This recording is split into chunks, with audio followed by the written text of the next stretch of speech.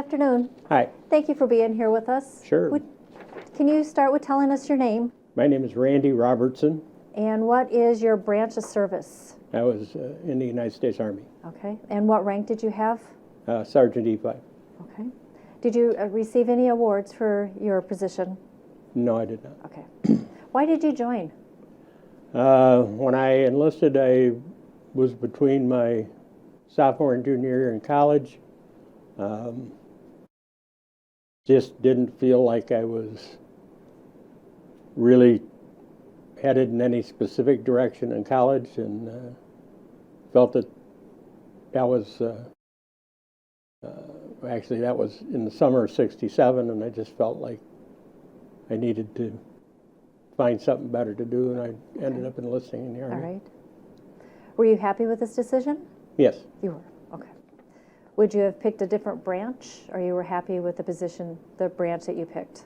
I think I picked the right thing. You picked the right one. All right. Do you recall what the first days of service felt like? Yeah, it was a little bit confusing. I was raised in Rockford, Illinois. That's where I enlisted. Got up early in the morning, took the train to Chicago, and then bused to Fort Leonard Wood, Missouri. We were there less than 24 hours, and they put us back on a bus and sent us to Fort Campbell, Kentucky. Okay. And that's where I had basic training. All right. And how long was basic training for you? Well, with orientation, it was about 10 weeks. About 10 weeks. All right. What is one thing from boot camp that you will never forget? I think probably just overall learning discipline, following orders, trying to stay within the guidelines that we were given. Okay. And what would happen if you didn't follow the guidelines? Usually push-ups. Push-ups. Did you quickly follow orders, or? It was pretty easy to adapt. Okay. Sure. I think part of that was I went in, my frame of mind going in was to make the best out of the experience that I could. Some of the guys that I was in basic training with seemed to me like they were there to fight every step of the way, and that wasn't a good outcome usually. So. How long were you in the service? 3 years. 3 years. All right. How many people enlisted at the time that you were on the bus and went down to Kentucky? How many were with you? I believe there were 2 busloads. It could have been 3. Okay. Not positive. Were they all from the same area, or were they across the United States? All over. All over. Mostly Midwest, but okay. No specific. No specific. No. Okay. The story you seem to tell people, what is the story that you tell people over and over that seems to show up? It's a good story to tell people from this experience. I think my primary duty assignment was in the 519th Military Police Battalion at Fort Meade, Maryland. Okay. And we were a riot control unit. There was a lot of protests, a lot of anti-government things going on at that time. We deployed to areas all over the East Coast, from New Jersey to Virginia, several times in Washington, D.C. itself. It's one of those, for a long time, it was always said that there were no federal troops ever deployed on the streets of the United States, and I can tell you for a fact that we were on the streets in Washington, D.C. many times. So, Many times. No significant confrontations, but we were there. But you were there, and your presence was known. Yes. Yes. Okay. Back to your basic training. What was your Sure. favorite food from the mess hall? Breakfast. Breakfast. All right.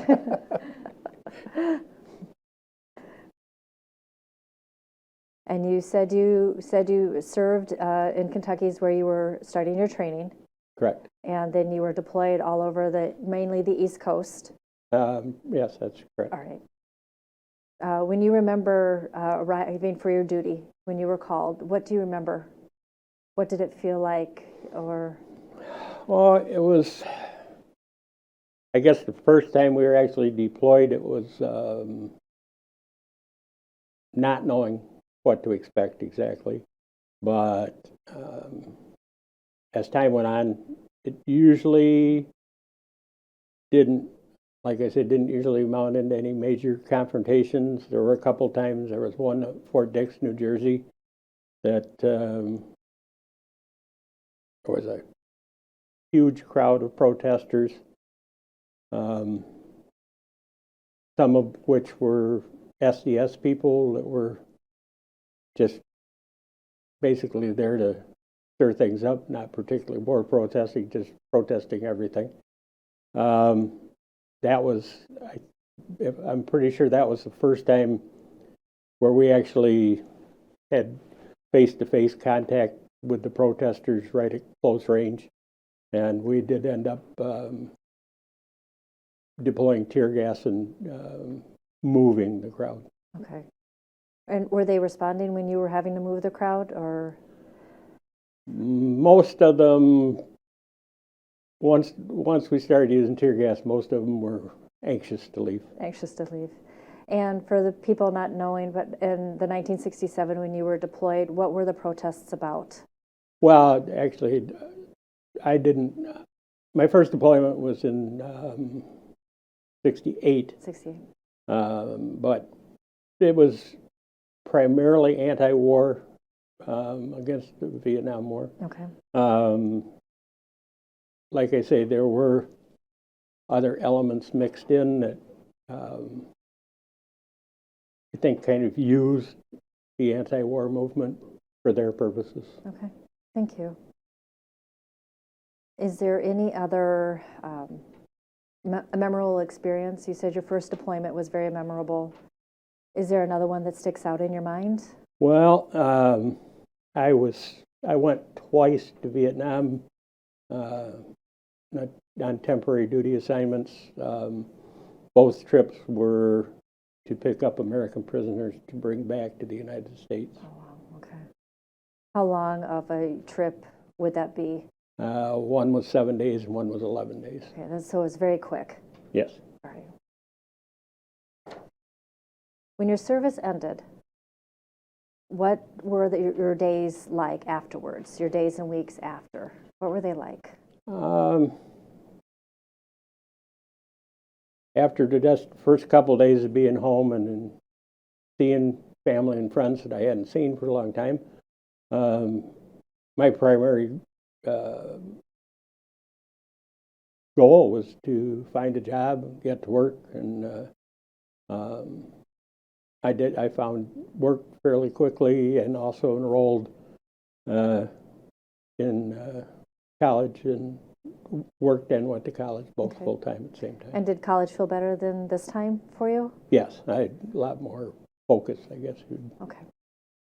And was college or finding the job or family were one of those, or something else, something that you were most looking forward to? Maybe home cooking? Well, obviously, yeah, just getting back home and seeing my family, seeing my friends that I, hadn't been with, and had.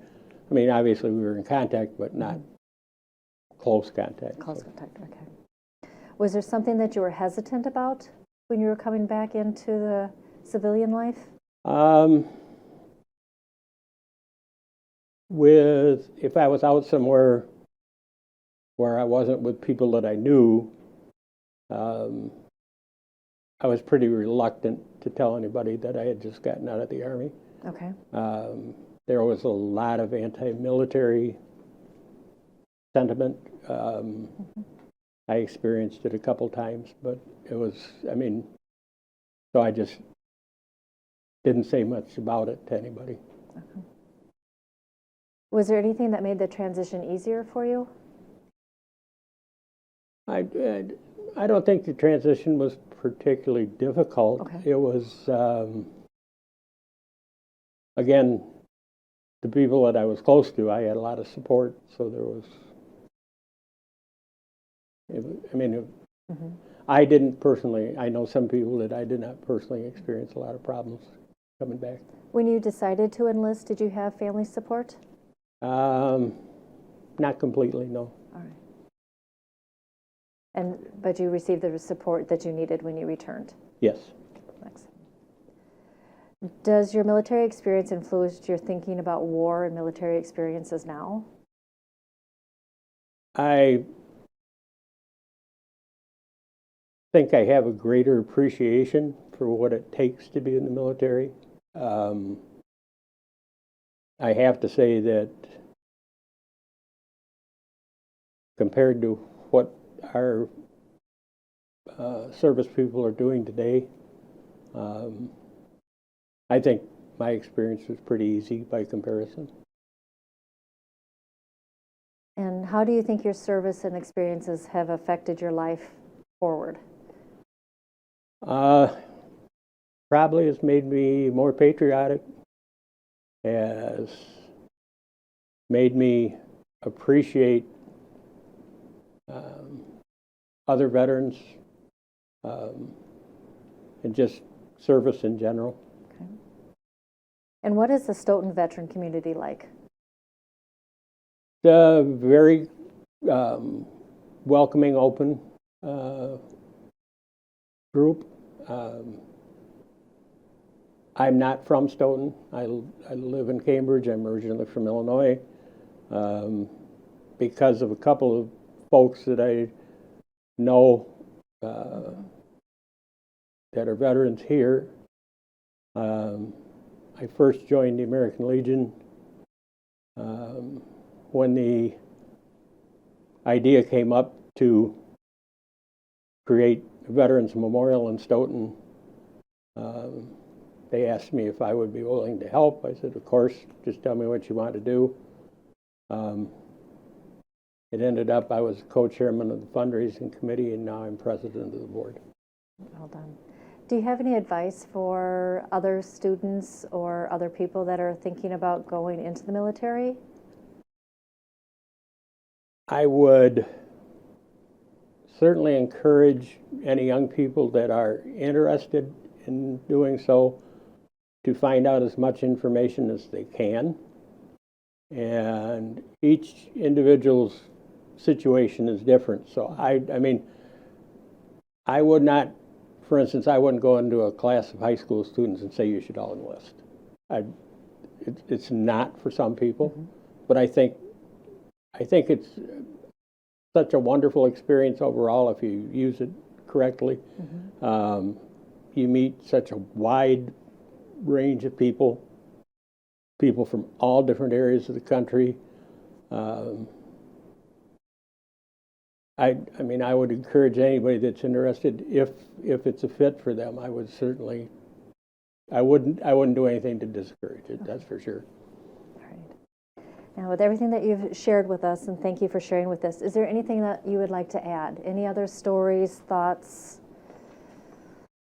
I don't think anything directly from my time in service. I'm very grateful, and I guess for the Stoughton community folks that are watching this, I would say if you haven't been out to visit our memorial out there on the northwest side of Stoughton, you should come out and take a look. It is very beautiful out there, yes.